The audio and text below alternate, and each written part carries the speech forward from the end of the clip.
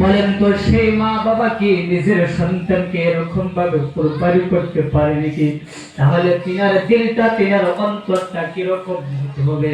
ও আমার কোরআন ফিরে ইসলাম দরদি এই বন্ধুগণ, হযরত ইসমাঈল বলেন, আব্বুজান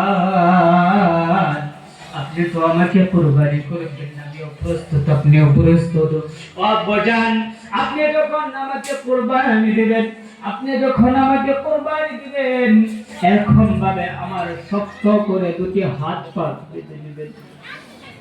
কারণ আমি চাই না যে আমার বাবার শরীরে যখন নাকি আমার গলার মধ্যে আপনি ছুরি চালাবেন, আমি ছটফট করব, হঠাৎ করে আপনার গায়ে লেগে যেতে পারে।